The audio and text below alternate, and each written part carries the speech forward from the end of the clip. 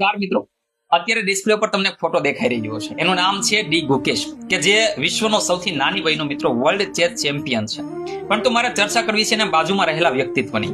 મિત્રો, તમને 2011 નો એ world cup યાદ હશે, જે 28 વર્ષ પછી ભારતને મળે છે. 52 વર્ષ પછી હોકીની ટીમને મિત્રો બ્રોન્ઝ મેડલ મળે છે પેરિસ ઓલિમ્પિકની અંદર.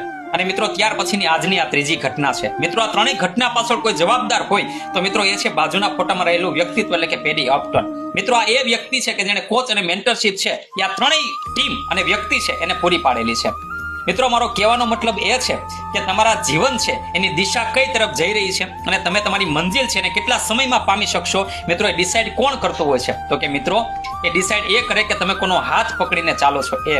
મિત્રો, તમારા જીવનનો કિરદાર તમે કેવો નિભાવશો એ ડિસાઈડ કોણ કરે? તો કે તમારા પડદા પાછળનું જે વ્યક્તિત્વ કામ કરતું હોય છે એ કરતું હોય છે. મિત્રો, પુષ્પા અત્યારે દમદાર કમાણી કરે, પણ તમારા જીવનની અંદર જો સુકુમાર જેવો ડાયરેક્ટર હોય ને તો તમે પણ તમારા જીવનની અંદર કમાણી કરી શકો, સફળતા પ્રાપ્ત કરી શકો. એટલે હંમેશા કહેવાય છે કે મેન્ટર અને તમારો કોચ છે એ હંમેશા દમદાર હોવો જોઈએ. તમે કોની પ્રેરણા નીચે ચાલો છો એ તમારે નક્કી કરવાનું છે. Thank you. જય હિન્દ.